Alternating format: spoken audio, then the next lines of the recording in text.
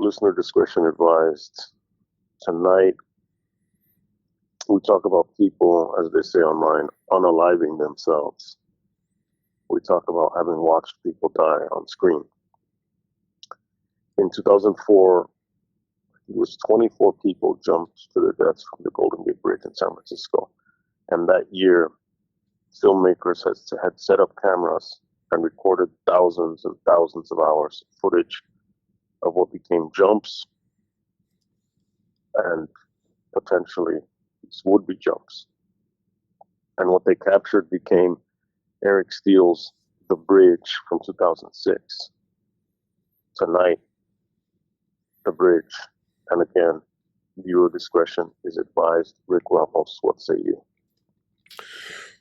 Well, after watching this film, I'm just left with a lot of questions that just,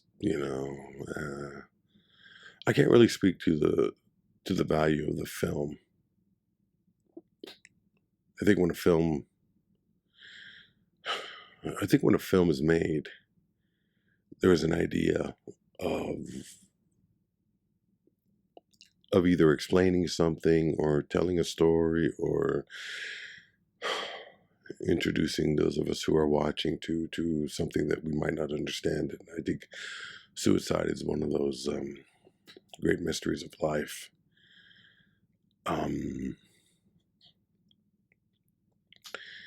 But whether right or wrong, I think watching this film, or at least preparing to watch this film, and knowing it's about people who've jumped to their death from the Golden Gate Bridge, and that it would be a look at those particular deaths.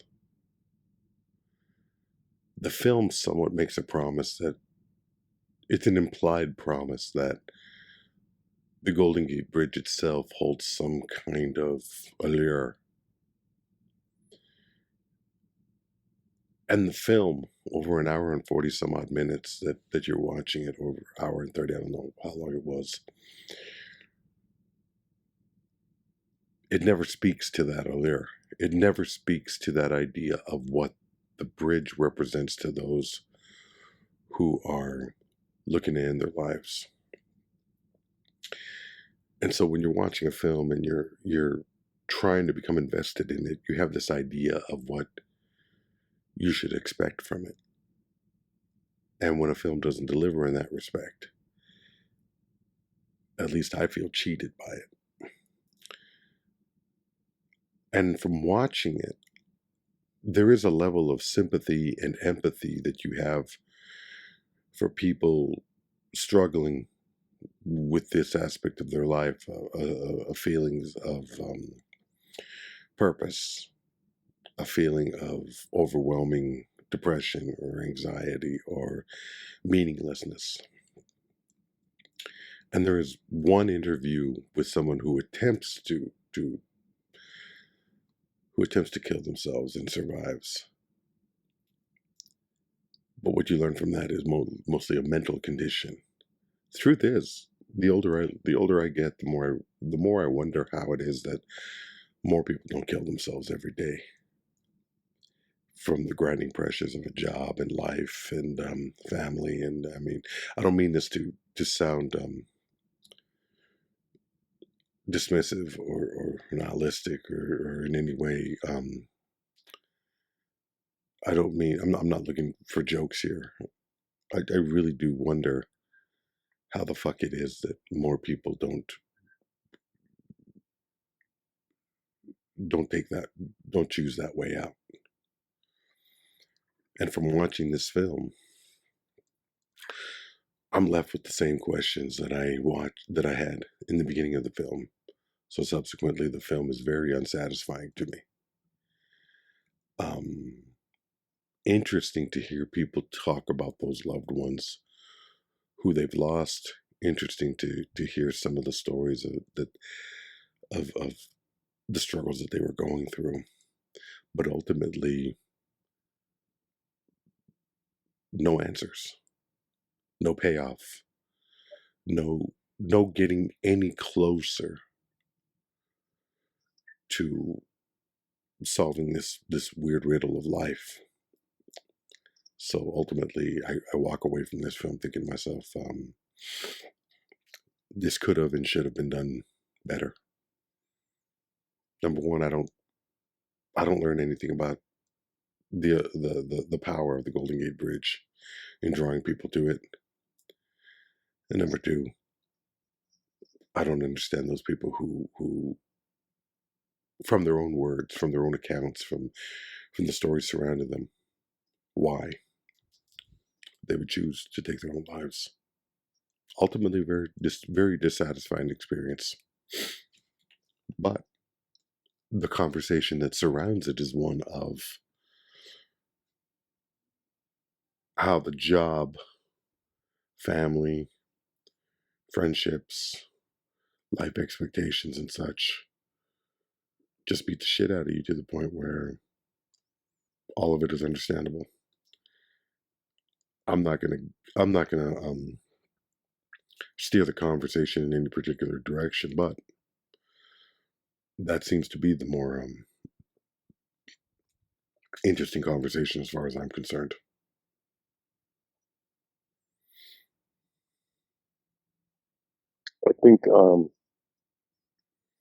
I think definitely the conditions and circumstances of life are hard enough themselves for most people, and I think that you add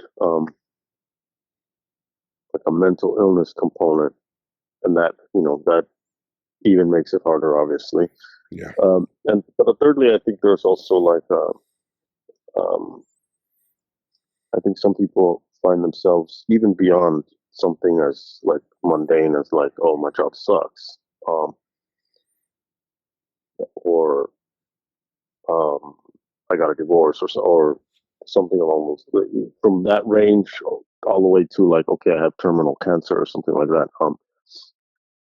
I think even beyond those extremes, some people just are dealing with a deep spiritual, and when I say spiritual, I don't mean like, when I say spiritual crisis, I don't mean like, oh, they need to work on their relationship with Jesus. Like, that's not what I mean. I mean a deep existential despair that goes beyond organized religion, that goes beyond these kind of definitions that we look at in terms of like, okay, what first comes to mind when you say maybe spiritual or religious? I'm talking about something that is deeper. I think a lot of times people find themselves in that situation and they're lost. And there are also, I think, those that find themselves in those situations where they feel that they just don't. Um, there's obviously like the pain element, whether it's physical or whatever kind of pain, where you're just like, well, I just want the pain to stop. Um, but there's also a sense of like, I'm just not, this isn't right. I don't, this, I'm not a good fit with this place. This doesn't work. This is not it. Um, so even just having thrown that out, I'm curious when this, yeah, we're going to go in multiple directions here in this conversation, but I'm curious as to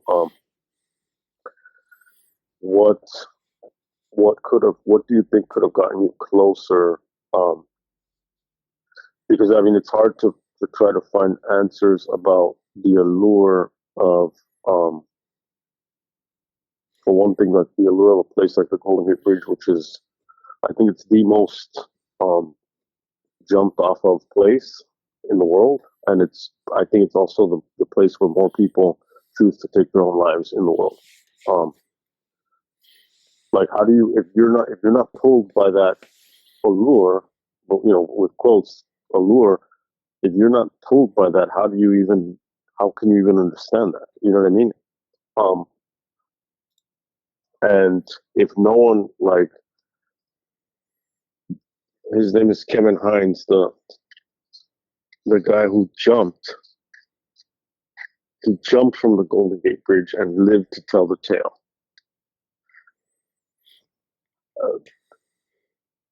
How do you, if that person hasn't, I know he does a lot of advocacy and a lot of work related to mental health and suicide prevention and stuff like that.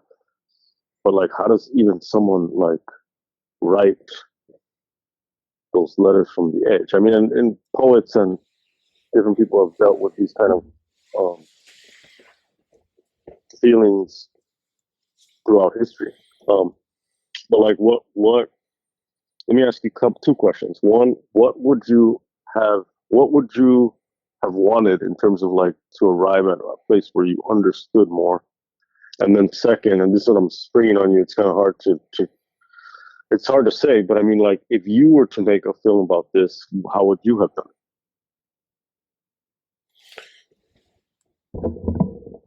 it? Okay, well, I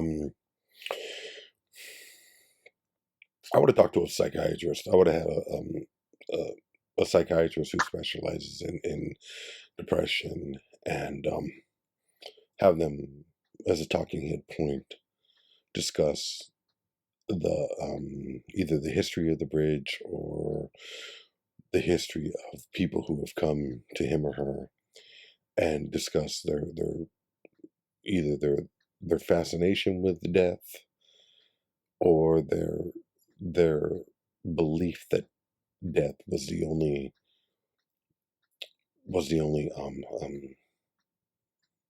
possible choice for them.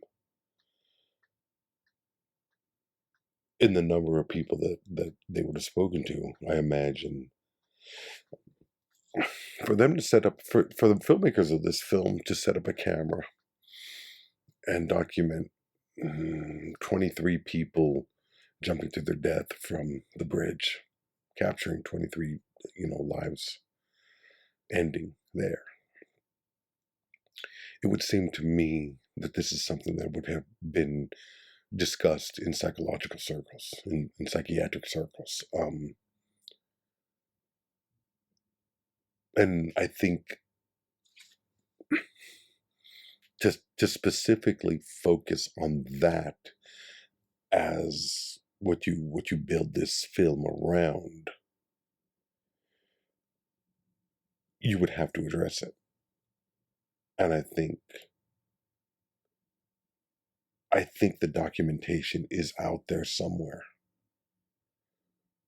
and you wouldn't be violating patient-client privileges. You would just be saying what you would talk to psychiatrists who have dealt with people who have either killed themselves or had discussed it,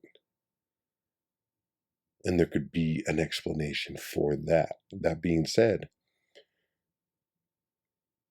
that's something that is at least implied in the making of this film. It's never addressed. I don't know if you felt this way while you were watching it. You start to become a little bit antsy watching this film, thinking, or at least I became antsy watching this film, thinking, well, when are they going to get to the part about the power of the bridge? Why is it that so many people have attempted suicide? Why is it that so many people have committed suicide at this bridge? More so than the Brooklyn Bridge or jumping off the Hoover Dam, or I mean, either of those two things would kill you, I would imagine. What is it about the Golden Gate Bridge? That's number one. What would have made this a more interesting? I think sometimes it's real easy for a filmmaker to coast on the horror and sadness of a certain subject matter. And subsequently, when the power of the act itself is so great, a filmmaker will step back and just say, well, that's all that I just need to document that. I just need to have people talk. But I think it's only doing part of the job of what the film should be doing. I think we should be trying to understand both depression and mental illness. And depression and mental, as far as I'm concerned, depression and mental illness are not the same thing. Maybe there are types of depression that could be considered mental illness, but I think we're all depressed at some point. What is it that pushes it past just I'm having a rough day? And I've known about three people in this life who have committed suicide. And I've listened to people talk about what a selfish act it was, and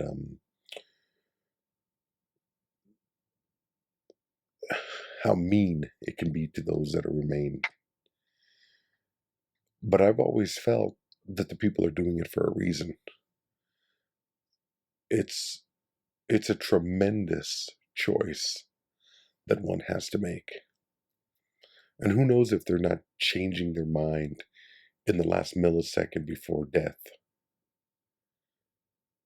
But also, who knows that they're not fully satisfied with the choice that they've made at that instant.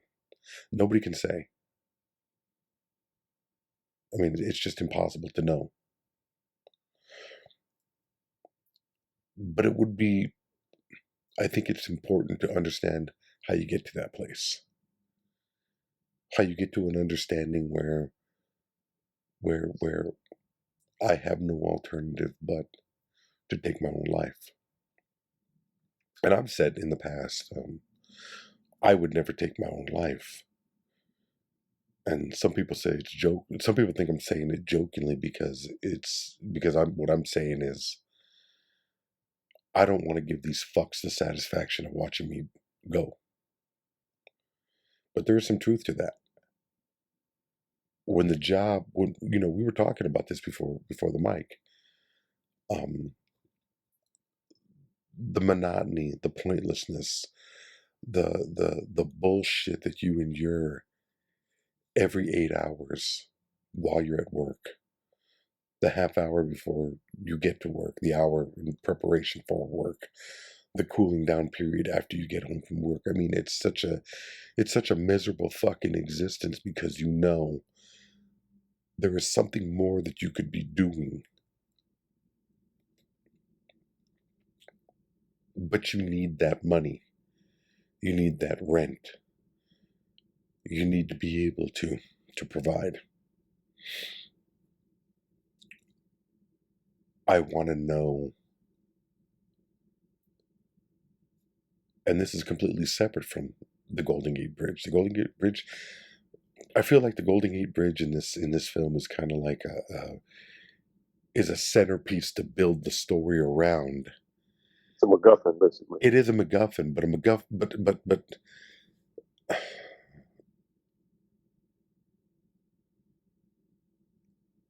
even in your greatest MacGuffins, there is meaning behind the MacGuffin. The Maltese Falcon might be a MacGuffin, but it's a statue of value and worth. You understand it. The bomb in the suitcase is a MacGuffin, but it's danger. What is the Golden Gate Bridge? You're building. In a sense, you're promising somebody that they're going to understand the draw. And it's fucked up because, unless I'm mistaken, it's never even addressed. So what was the fucking point of building it around the Golden Gate Bridge unless it's just that a lot of people have killed themselves there? I feel cinematically betrayed, in a sense. I know that sounds dramatic, but it's like, I mean, yeah, man, these motherfuckers made me a promise, and then they didn't even care enough to artistically address it. I find that I sat through this shit for an hour and 40 minutes thinking that I was going to learn something, and I didn't. At least with fetishes, there was some attempt to understand the world. Bob Flanagan You're moved. You understand. This is not that. This is this is not Earl Morris forcing you to look right into the camera and bare your soul. I don't get that here. All I get is it's almost like a therapy group. People telling their stories. This is a fucking AA meeting. This is a roving AA meeting. And So what's what would I do? what's What would I do differently? no, but even before that, because now it's like it prompts all these questions. But I think it's worth it to really explore this, because now we're not only talking about the doc, and we are going to get into the documentary itself. Right now, we're talking about your reaction to it, but now we're gonna feel us that we're moving into now what is even questions of the nature of documentaries themselves. So it's like because you're basically implying that the purpose of a documentary is to teach you something so that the viewer will understand. It depends on the documentary, but that's what this one is, at least. That's what this one should be. But why? Because of if you look at a nature documentary, then it is basically what it is. It's documenting nature. It's showing you the world. Elephants on the Sahara, lions hunting, tigers in the jungle. I mean, maybe the decimation of the environment and how these animals are reacting to it. If you're Earl Morris, there's an investigative reporting element. Yeah. A chimp is murdered in the rainforest. Yeah. Who done it? Yeah, basically. If it's Werner Herzog, it becomes philosophical. So these are all different. Mm-hmm. So you have the same subject matter, different documentarian, different approach, different outcome. So okay, so the question is, what is based on what it is? Okay, let's go backwards with the film. The film basically is is what I've said. It's a therapy session for people talking about suicide. Of their friends and loved ones. Of their friends and loved ones, and in one case, somebody who is mentally unstable, and their struggles with maintaining a level of sanity, and how the act of suicide, the act of attempted suicide, ultimately affects them. Mm-hmm. But there is no attempt to understand the struggle. It's just an outpouring of, it's just an outpouring of grief. It's an outpouring of grief and sadness and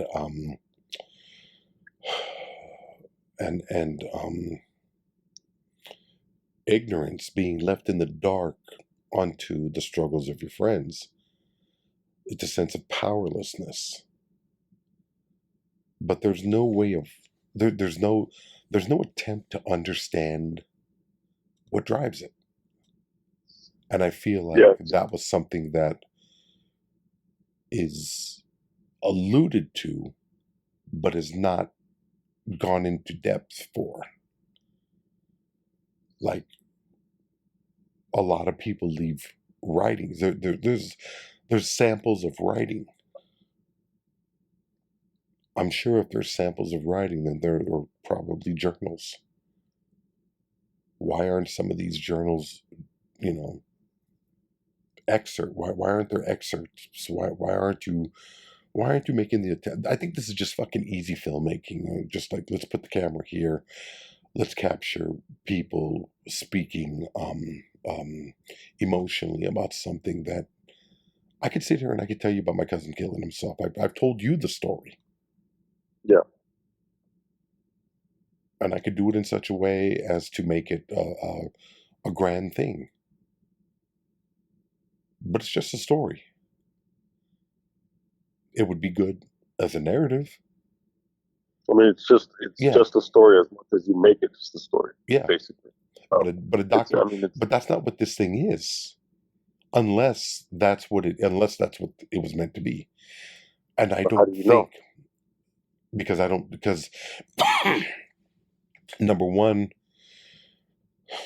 it's built around this idea of the Golden Gate Bridge being something that draws. Otherwise, why wouldn't it just be about people who've committed suicide? You would have um, a greater number of stories. There was a moment where the character Jean, the person Jean, dressed in Yeah, black, long hair, whose mother had she had found some purpose in having him. She had been kind of on a minor scale compared to his emotional and psychological problems.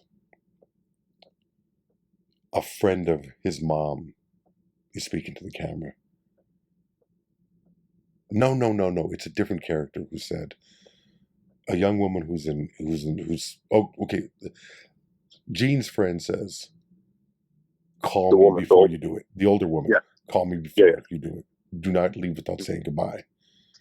Not yeah. I that I'm like going to her. I stop thought you. she I was like great. that a lot. There were elements like that that it needed and to go more in depth with, and I would have appreciated that because those were hints of the story that I wanted to hear that they didn't, that they were either too afraid to tell, or maybe they were unable to pull more out of. I'm not sure. You got to also remember, it's like what you're seeing is what they were able to get. Or what they included. But Yeah, I mean, like, we don't know what they got. They could have gotten more. You know what I mean? Like, we don't know. maybe they It's got more. whatever they put in the cut. Yeah, but I tend to think that with these kinds of things, if they got more, they would have used it. They got less, so they did the best with what they had. Um, it's a sad, pretty picture. In some cases, beautifully shot and overpowering in its framing and image of this bridge. But if you start digging for an understanding or a purpose to the whole thing, if you're like me, you realize that there's not a lot there. And so there's that. The woman who's in silhouette, who is listening to Mm. her friend tell her about how he wants to do this, is like maybe the pills. She doesn't want to give him the pills, so she gives it. She doesn't want the pills being in his possession with her name on them, so she puts them in Yeah, an great envelope. touch. That was interesting. The fact that she's telling him killing yourself in your apartment is just rude to the fucking landlord or the owner. Yeah, that was kind of funny. Yeah, there It was. was just like, you know, 'cause she's so deadpan about. I mean, no pun intended, but she's so deadpan about um like her way of being and the way she says shit, and you're just kind of like, wow, okay. Yeah, that was that. Those two instances were the points in the film where I felt that there was an interesting story there, that there was actual heart, and that there was at least a handling of the material rather than just putting it out there that somebody has died. It's like killing a puppy on screen. I mean, that's fucking obvious. To tug at somebody's heartstrings like that, to villainize somebody, whatever the fuck you want to do, it's obvious. It's easy. It's a cheat. I used to talk about a cheat in some of the films that we would talk about, and you would ask me what I meant by that, and that's what I mean. I mean going for obvious and including something that is an obvious emotional tug, and I find that unfulfilling and to a degree insulting. If you're going to make the film, be prepared to go where the subject matter takes you. Be prepared to dig into the world and find out certain things, especially with something as powerful as suicide. There's something incredibly disturbing because although even I could say it like 7 or 8 minutes ago how I wouldn't kill myself. I don't know what the next decade is going to be. You know what I mean? Yeah, for sure. I mean, the fucking economic, the weight of an uncertain economic future could become so great that I could just get to the point where I'm like, yeah, fuck it. I ain't got nothing left. I don't want to live anymore. I can't say that's gonna happen, but I'm not I'm not egotistical enough to dismiss the possibility of it. And I think that's the thing that a lot of people don't. When people start talking about it's a selfish act or it's weak or it's the easy way out, you cannot speak to somebody's mindset until you've lived with whatever the fuck they're living through. Right. And I mean, So that's what I'm talking about. This film doesn't dig deep enough. That's my main complaint of the film. all right. So now bridging that into, I mean, again, no pun intended, but bridging that into what you would have done, like having just said that, how do you capture if you can't understand what other people have been through unless you've lived in those shoes and those people are dead because they took their own lives? How do you approach that? I think you go to the diaries. I think you go to reenactments. I think you pull more of an Earl Morris style level of storytelling, or at least you expand on some of the techniques that Earl Morris has done with, for example, the thin blue line, or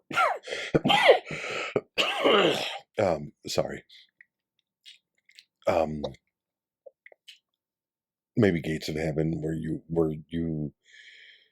you start interviewing people, not just the people who are invested as friends and parents.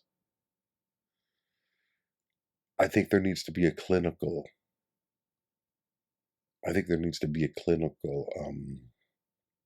In addition to.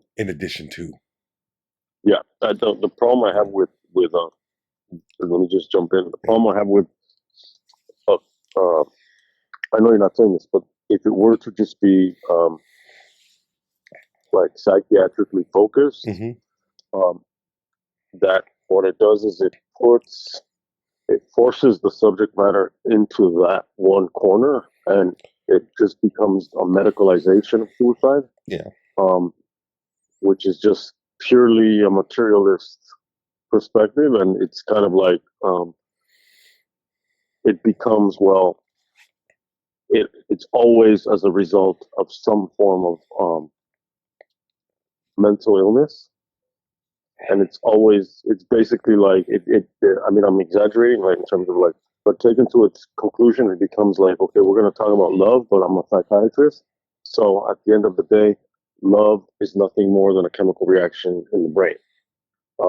And to me, suicide is so much more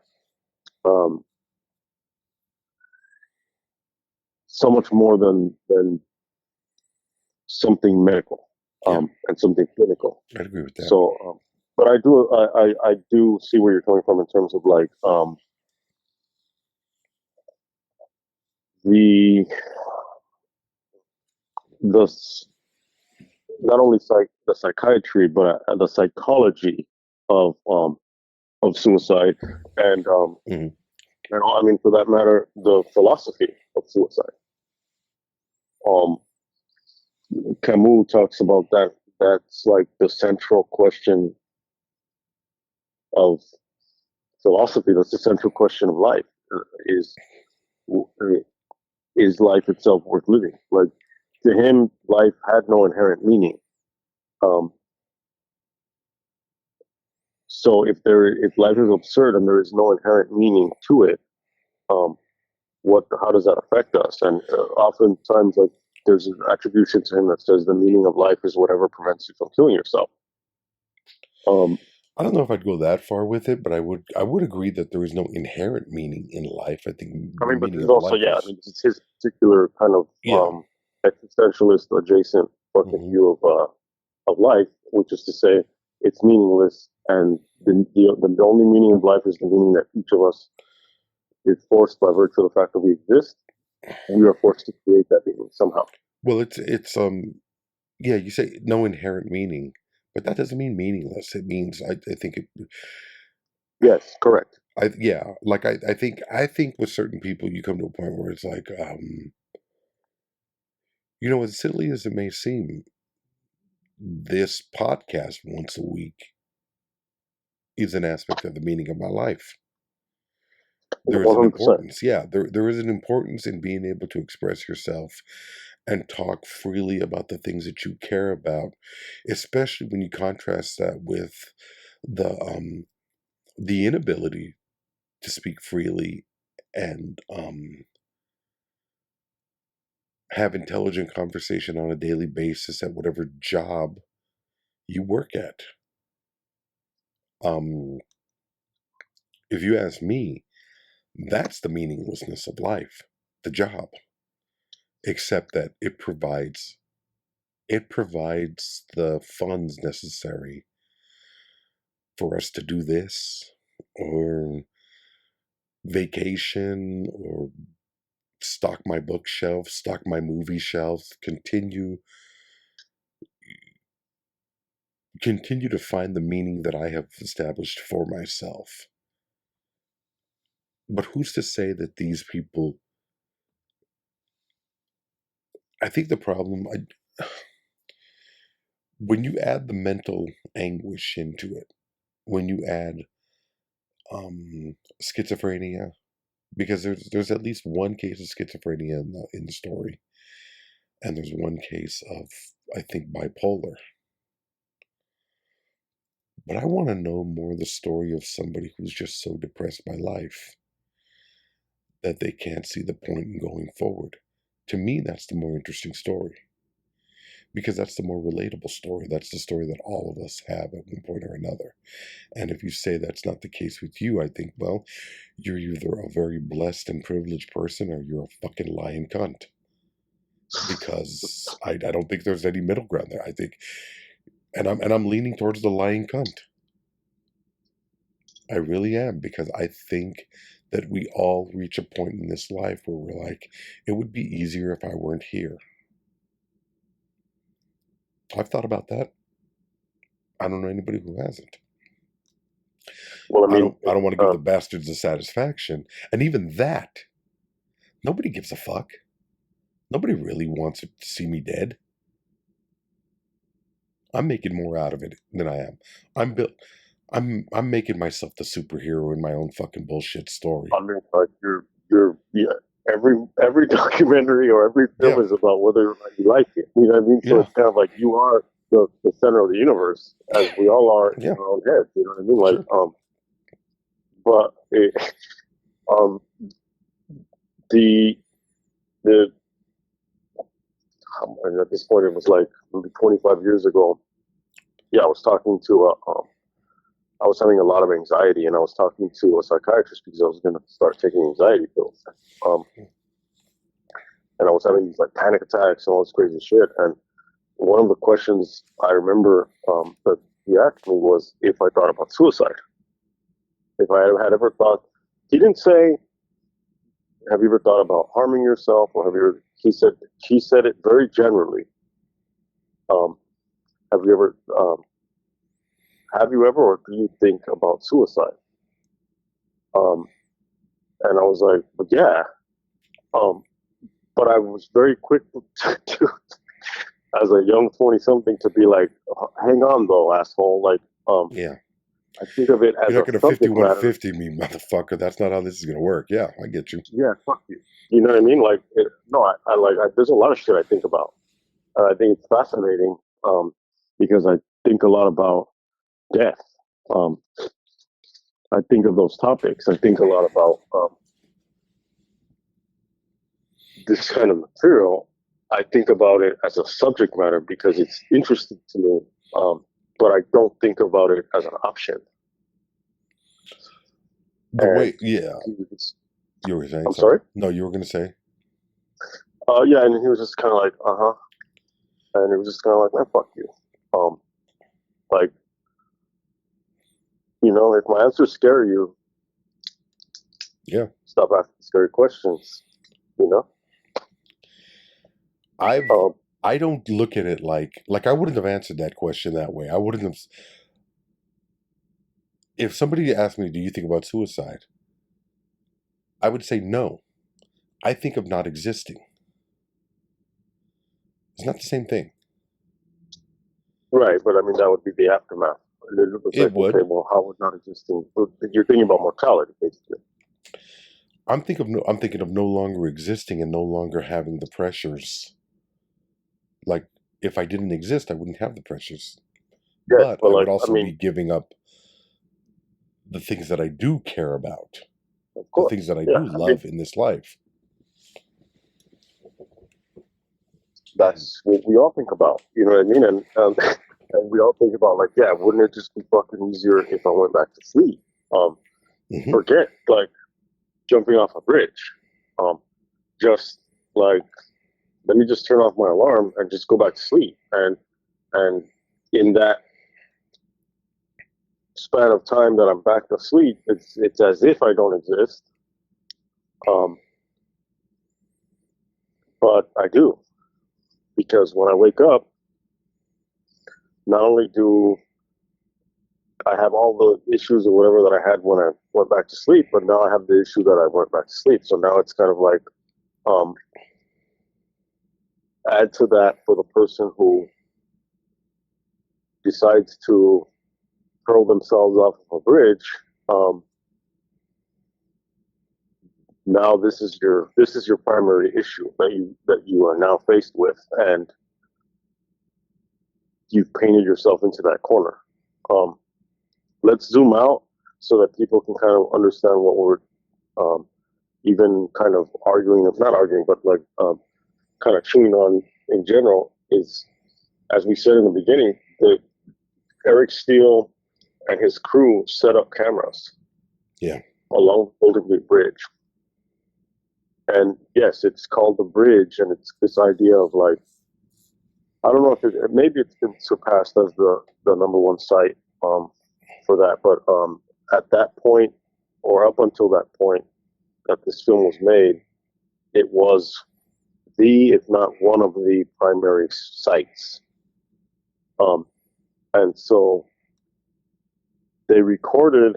I listened to some interviews with Eric Steele, and he talks about how in the beginning, there's a learning curve, right? And this is not something that fucking you don't go to the Errol Morris manual of documenting people unaliving themselves. So they would get the splashes. And so it's crazy because it's like, this isn't in the film. This is just something separate that he's talking about in an interview. But it's like, this is now something that just becomes like a filmmaker problem versus someone else's life problem.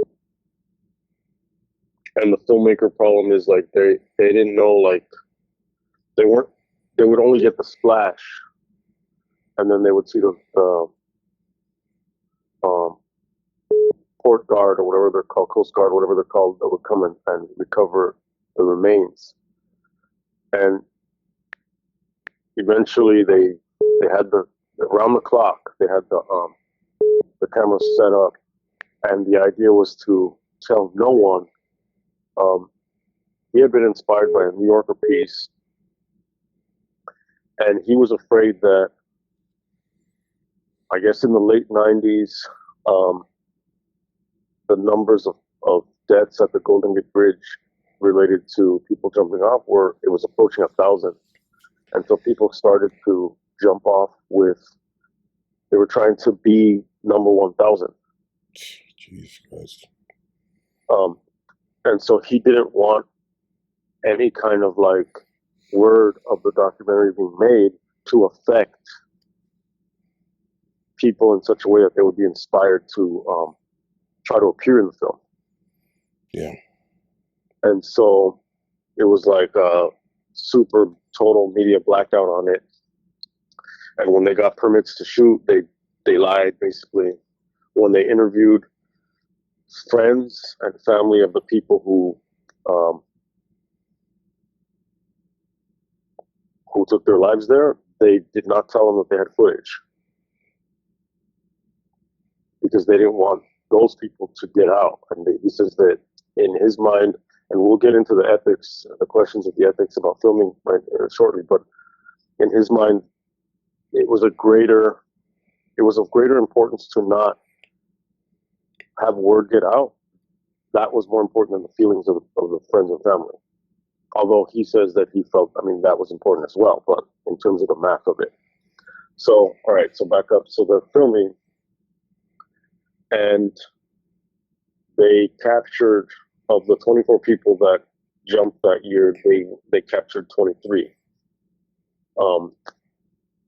Kevin Hines had jumped previously, but they interviewed him about it.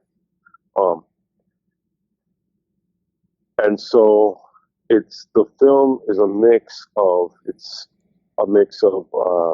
these like shots of the bridge, fog, San Francisco fog, all of that, with voiceover of friends and family, some kind of like talking head interviews of friends and family, cut together, voiceover with images of the bridge, traffic. A lot of people. It's set up so you see a lot of people walking across because you can. Have you driven? Have you been to the Golden Gate Bridge? Yeah, once. Did you walk or you drove? I drove. I drove. Yeah, I drove. I didn't get out. We've driven across. Yeah. And there's all these people walking, and so you see a lot of pedestrians, and then you'll see people like stop and they're looking out, and they'll look down, they look over, and you're kind of like, okay, and then you'll see the ones that it's like, oh shit, here we go, and there they go, and you're just like, fuck, like I'm watching it's like earlier, like by nature of the fact that it's through film, it becomes like these people now become somehow characters almost. And so like earlier you were like the character, and you corrected, you were like, no, the person. And then it becomes interesting to see how each person does it, because different people different people do it differently. Like some people stand there and then go, some people just throw themselves. The central kind of figure, for the sake of like the drama of the piece, is the guy who's named Gene, tall dude with long hair, dressed in black, like leather jacket, sunglasses, striking figure. He looks like he would be in some band. He sits on the rail with his back to the water, and then he stands up. Like he stands up, and he's tall. He's balancing himself but he just seems to do it very easily, and he just allows himself to fall backwards, and he just kind of plummets and flips. Yeah, that was a crazy. Watching that was, from a filmmaking standpoint, they saved that one for the end. It was purposeful. Yeah, they did. Yeah, it was purposeful. And because it's just he cut Gene would just cut such a striking figure, and there was just something about your eye just went to him, and to watch, and that one, like, really, they trail him all the way down. It's like a 4-second drop. And to me, I had already seen this film. I saw it probably the year after I rented it, the year after it came out. And this is like after I've, I'm in my mid-20s at this point, and mid to late 20s, and uh, this is me who's been like all about faces of death and all these crazy like shock videos, exploitation videos, fucked up, the worst shit. And this to me, all that other stuff, because of, and we'll get into that later, but at a later in a later episode. But that stuff tends to, because it distorts the view, because it's so extreme, and because it's mixed with um, it's mixing documentary footage with footage that's not real. Um, it's sensationalized. There's more of a distance. Even though there's a distance between, by virtue of the fact that it's filmed, it kind of lends itself to a kind of fictionalization. You know, it's a documentary at this point, and there's something haunting about it. And to me, I didn't really, I don't kind of like really judge this movie as like, what did it do for me or whatever. Because if I've been to places that are crime scenes, which I have, not actual like for example, I've driven and stopped by the house, the OJ house, like the Bundy and all that. Different areas like or the Wonderland House in Topanga Canyon. Sorry, in Laurel Canyon. That I or the Dakota where John Lennon was killed. I don't really, when I go to those places, and the reason I'm bringing this up is because watching the documentary was kind of more like this for me. It was like it's not only to like learn about it, but usually at that point, like I'm already interested in the subject matter, and so I'm just going to kind of feel the eeriness of it and to just kind of take it in and to just be like, damn, this shit happened here. And it's like going to ground zero or something for 9/11. And to kind of just feel the haunting element of it. Whereas I'm like, if I want something like educational, like there's other options available for that. So to me, it was just a haunting documentary, and I really, really enjoyed Gene's older friend, this woman who, she just speculates, and that's really all that. I mean, I know that's for you. That's not enough. No. It would have been enough. It had been. It works. It works for what it is. But in the context of an overall movie, I feel like it meandered and didn't really. I mean, if it had been more of her, or those who were as eloquent as she was, or even Gene's friend, the black gentleman with the billy goat beard. Yeah. He was, the two parents that were disengaged with the dachshund on their lap. Oh yeah. Because there was something about the way they delivered it, because it was almost like they had been living. No, it's not even almost. It's like you're getting the impression that they had been living with the suffering of these people, Mm-hmm. and how the suffering would manifest itself in their lives. The son, I think, was Philip. I think was his name. And they kind of touch on that. I see where you're coming from on that, because I mean, I also don't know like what else they could possibly say about it, but he was one of the ones that was really drawn to that bridge because he wasn't from from somewhere else. Yeah, he was from Vermont, I think. No, Virginia. Was it Virginia or Vermont? I can't remember. I don't remember. Yeah. But it called to him, and he really, there was something about it, like that spoke to him. Yeah. And we don't know if that's like,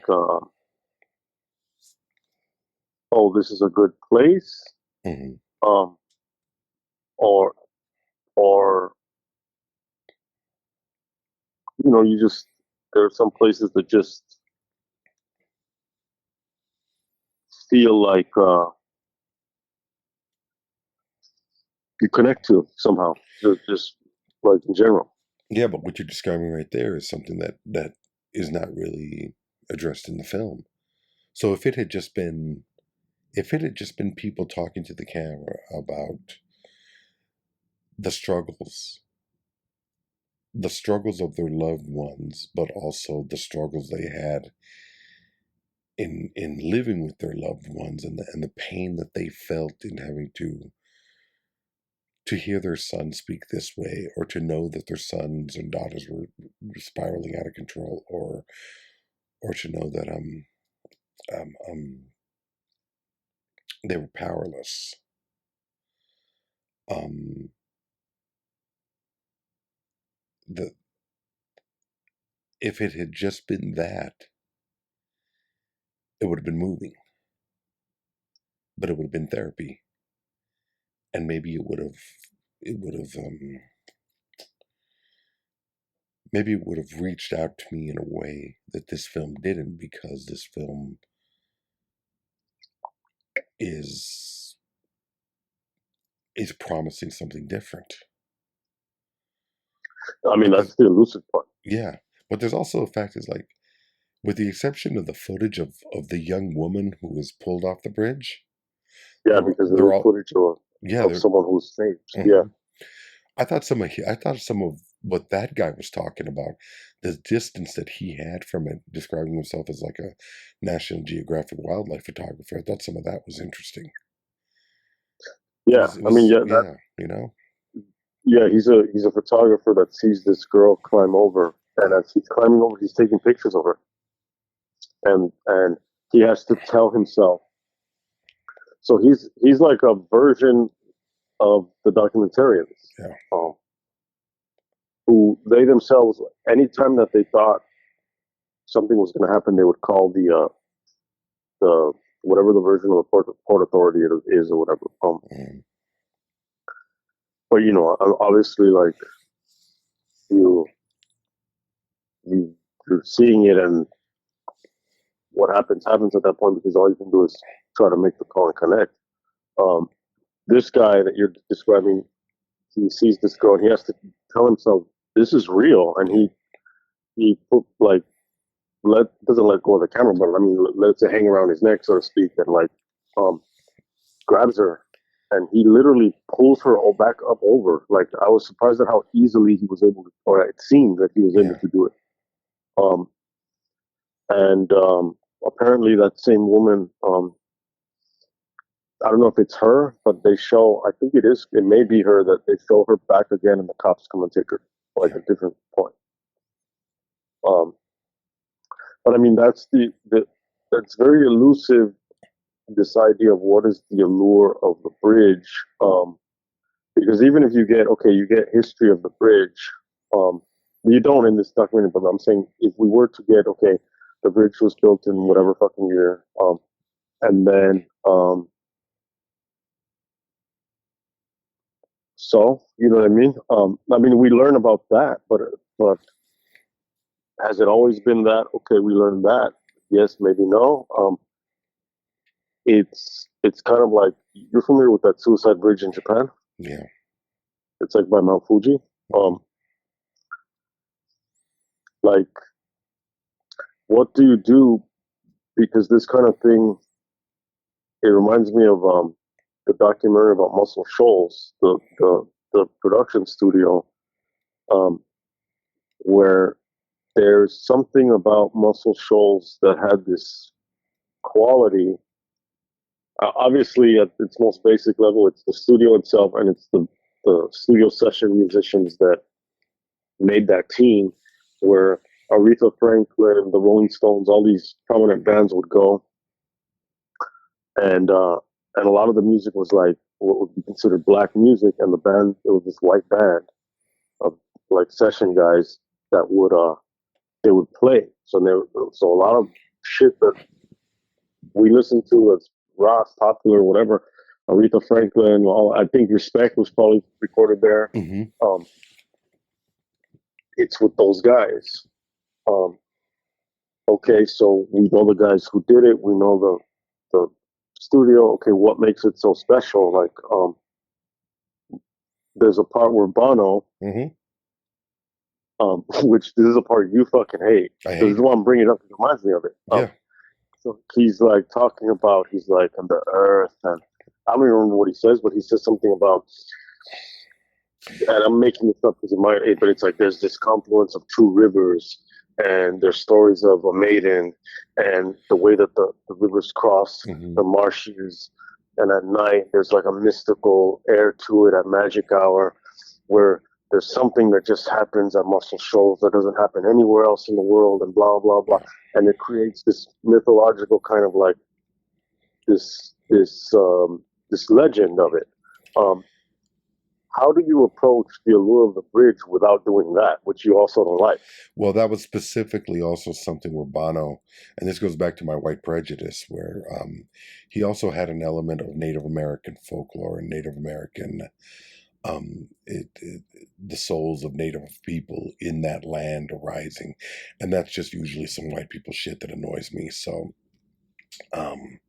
if you wanted to say the souls of all those white men that suffered making the bridge, and I would probably be like, okay, here we go.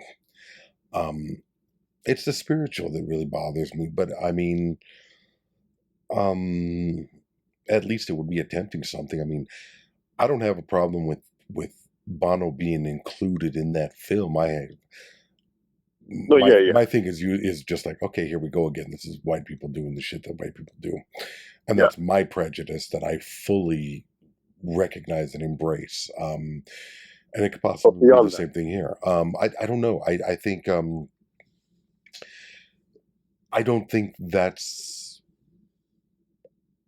I think that it would have to, maybe you would find some writings on the bridge, its majesty, what it is that drives the speculation going from there, poems, maybe the bridge in song.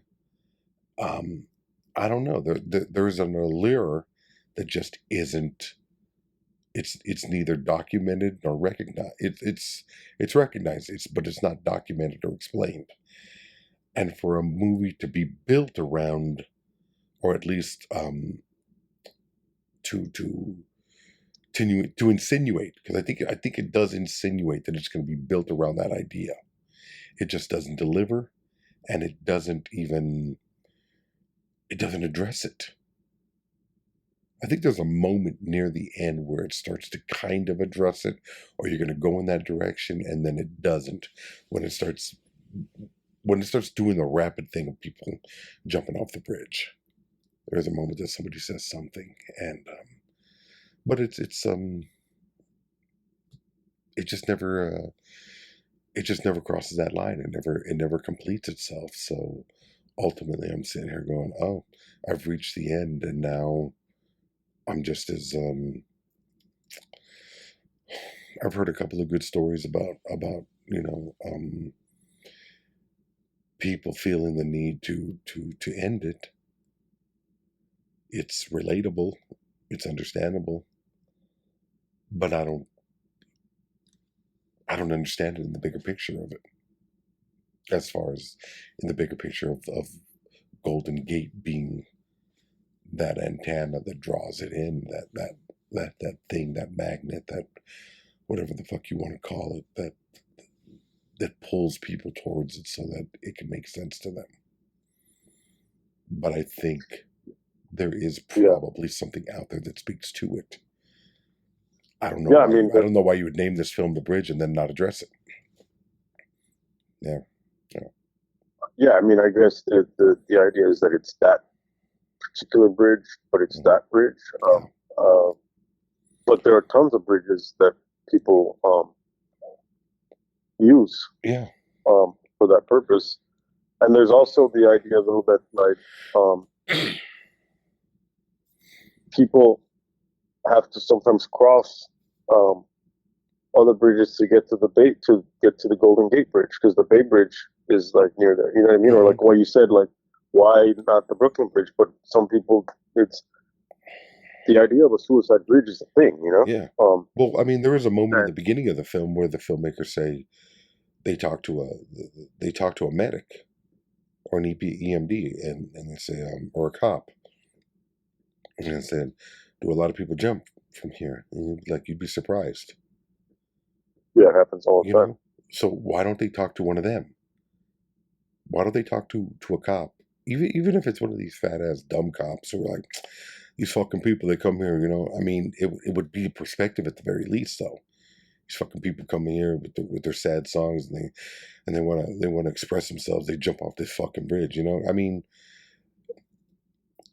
a viewpoint is a viewpoint, and it adds to it, even if it's not a good viewpoint, even if it's not a. I mean, you take from it what you want, and you look at what is being presented to you, and you try to understand that.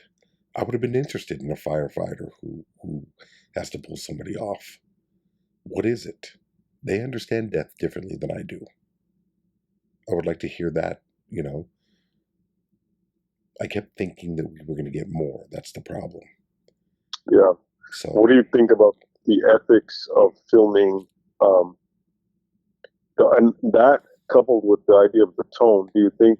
I've seen criticisms of this documentary saying that it was it not that it romanticized, but that by not condemning, I guess according to this, it was like some. I was just kind of looking around YouTube for interviews with the director, and I ran across this other one. I think it was in Spanish. Um,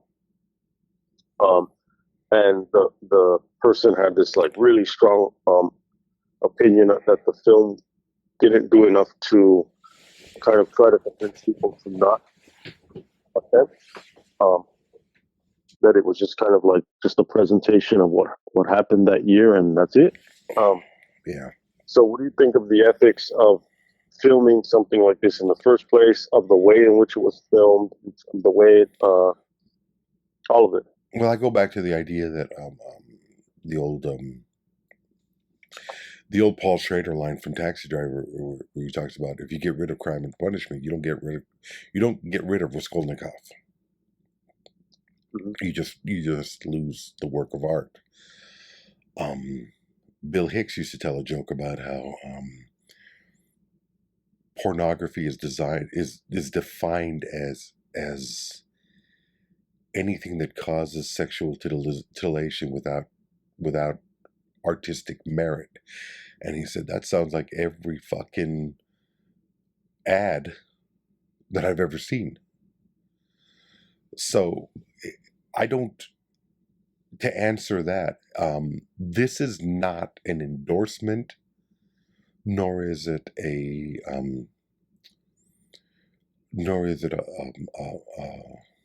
what do you call it?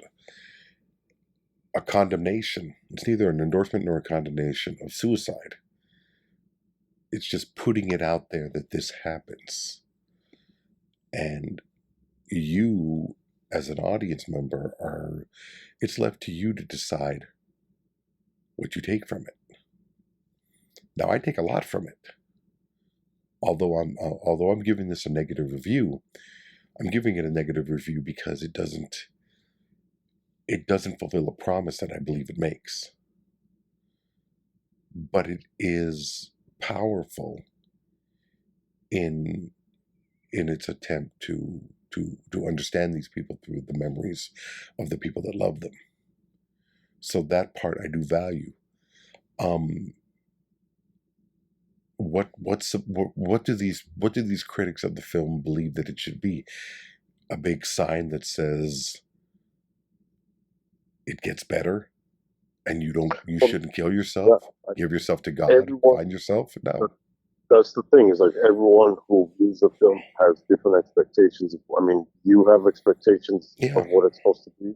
If it doesn't meet them, you have a problem. Yeah, but my expectations are built on what I believe are promises being made. That's different. Doesn't matter. It doesn't matter what they're based on. The fact of the matter is that you have them, and how you justify them is your business. Well, That's no, fine. I don't think so, because I think from a documentary standpoint and an examination of both an act and a place, there was an attempt to understand things better. I get you. I'm not saying you're wrong. I'm just saying Mm. that, like, this person that this random video that I don't even know who the fuck it is, Mm-hmm. that uh this person did some kind of review of the film, and I think it was like, I don't know, 3 to 5 minutes long, and it was very brief. Mm-hmm. And I had a very cursory look at it. But the reason I even brought it up is because, yeah, this person, in particular, and I know that that person represents obviously others who would have different colors of the same critique of that. Is that, yeah, maybe they do want more of a condemnation. Maybe they do want more of a. I don't know if this person was religious and felt that. Well, I was going to bring that up too. Yeah. Yeah. The point is that, like, someone's gonna have a fucking problem with this documentary regardless. Well, here's the difference in what I'm talking about versus them. It's that there's not a moral condemnation on my part. Right. No, we know. Yeah, There we was an get that part. artistic condemnation, but there's not a Yeah. moral condemnation. It's like, Yeah. Yeah. and I've talked about this when the people that I know that have committed suicide. I defend their actions because I say, you don't know what they were dealing with. You don't know if there was a mental. You don't know if it was a mental issue, or if they were just worn down and tired and just didn't give a shit any longer. But at the end of the day, it's not my life to take. It's their life. And I'm not going to judge and condemn them for not being able to move forward with what I do. And I'm not stronger. I'm not going to do that. At least right Yeah. now, I can't see myself getting to the point of ever wanting to take my life. Now, if I'm terminal, that's something different. But just because things are not going my way, there is something in the sensibility that things have never gone my way. So I've kind of, you know what I mean? I'm just kind of accepting of that. I'm like, oh yeah, I got to go to my shit job tomorrow. You're like, I'll just wait my turn. Yeah. I mean, I've joked about death I've joked about it on the job. I was like, I told a guy that I was helping out, I was like, this job's gonna fucking kill me. I'm gonna have a fucking massive stroke and I'm gonna die right here. And a girl who's studying to be a nurse, she said, well, luckily for you, I know how to handle that and I could save you. And I was like, if the gods are willing to gift me with death, don't you get in the fucking way. And the guy that I was working with just started laughing. But he's my age. The girl was in her 20s. She didn't get that. Yeah. And I'm just like, she'll laugh later. Yeah, you'll get it. 20 years. Let 20 years go by. You'll get it. So there is an aspect. This film is frustrating because with a lot of films are frustrating because you imagine what they could have been. Sure. This is frustrating because the subject matter is so personal and so powerful that at the end of the day, you want it to be a better film. And it just isn't. I wish it were. Those moments where you're listening to these people talk about their friends are powerful because you and I both know what it is to lose a friend. We know what it's like to not be able to call somebody. I'm sitting with a friend having dinner the other night. His whole family is there. They're getting ready to send their kid off to college. And we start talking about a buddy of ours that died 2 years after I left college. 30 fucking years ago. I'm still talking about this guy. And I tell him, not a year goes by. I don't think about this fucking idiot 7 or 8 times. And it's always the same thing. That would have made him laugh. You don't, Yeah. you know, I mean, it's even not even having that closeness to it. yeah, Let's even take multiple steps. Like I drive over the Vincent Thomas Bridge a lot, hmm and I think about Tony Scott. I'm like, fuck, yeah, because that's his bridge. Um, and it's crazy. Or you think about Anthony Bourdain, yeah. or any of these like celebrities, or um, Well, or I remember when Robin Williams killed himself, and exactly, it was yeah, powerful. But then you hear the yeah, stories, and you're like, oh, he was losing his mind.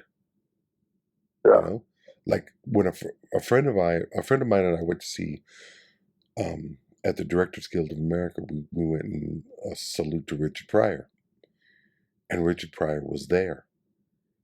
Now I had seen Richard Pryor in the wheelchair doing stand up, and he wasn't Richard Pryor. He wasn't the Richard Pryor that I knew, that I had loved for so long in Live in Concert, Live on the Sunset Strip, Here and Now, the movies, but he was still Pryor. At this salute, he was completely incapacitated. He was just in the chair with somebody pushing him. He didn't speak. He had this glazed over look in his eyes. And I thought to myself, that must be to be one of the greatest speaker performers of all time. And now you're trapped within your body. You're trapped inside of a body that doesn't work. How difficult would that be?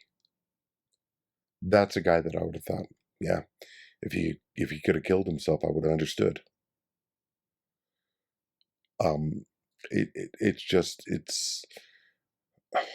there's so much about this life that we have no control over, and I think about that when it comes to both the body falling apart physically, the mind falling apart, and the inability, or just the constant barrage of fucking misery that comes in living this life. But you know what kind of helped me was, and we joke about it all the time, and we joke about it, but I don't know if you know how powerful the statement is for me. When I heard Carlin say it's all bullshit and it's bad for you, something clicked, and it made it easier. And it makes it easier every day knowing it's all bullshit and it's bad for you. But I'm going to get up tomorrow and I'm going to go through it again. But I got a movie that I'm going to watch. I got a conversation that I'm going to have about that movie. I got a book that I'm going to read. I got music that I can listen to. I know, I recognize the things that are going to pull me out of it. I won't be making any fucking trips to San Francisco. I know the combination for my own misery. So I wish these people had been able to find that. yeah, yeah. You watch this film, this documentary, whether you think whatever you think about it in terms of the creative Yeah. presentational side of it, um, or whether you because of your ideology or a personal history or whatever, have certain views on the ethics of filming people.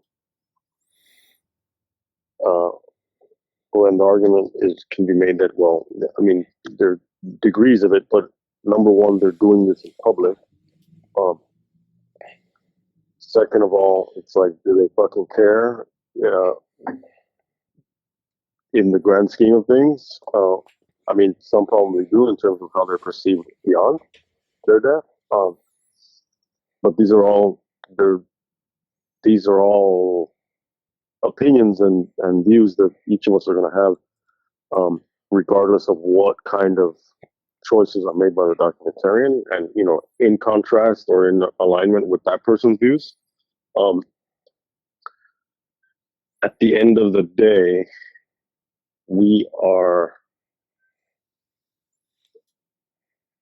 somehow connected with these people by the virtue of the human condition. We're connected to all of these people that we're watching in their moment of, however you fill in the blank. When that step, I'm not even going to say decision, because the decision may or may not have been made long before that. When that step is taken, we are watching real people, just as real as we are, at the end of their lives. Yeah. And there's something about that is, yes, it's haunting. It's potentially moving. But there's something about it that requires on our part, a sense of giving that person dignity. And there's just something about it that's, calls upon us to recognize the humanity of that person. And again, so in a coming episode, we're going to, this is coming from someone who's morbid and looks at, like, even if it's like you go to a catacomb and you see all these skulls, like those were people. Yeah. Or you go to the fucking Great Pyramid and you're like, this is a fucking tomb. Yeah. Or you just go to a cemetery. Just go to a cemetery. I can't wait for you to come back to LA so we can go to Hollywood Forever, and yes, like, we're gonna talk shit, like, not necessarily anything disrespectful, but like, we are alive, and part of our being alive is to also be crude and and sometimes stupid and whatever, even if it has nothing to do with anyone there. It's just kind of like, we are still here subject to our own bullshit as living humans. And we're still going to do that when we interact in these places of the dead. But it's crazy to watch a documentary, and to see someone at the end of their life like that. It's different than to see someone in a documentary in a hospital bed, or Bob Flanagan. You see him struggling, and then the next shot is his wife is taking video of his body. It's different, and whatever that difference is, you will see it in this documentary, The Bridge.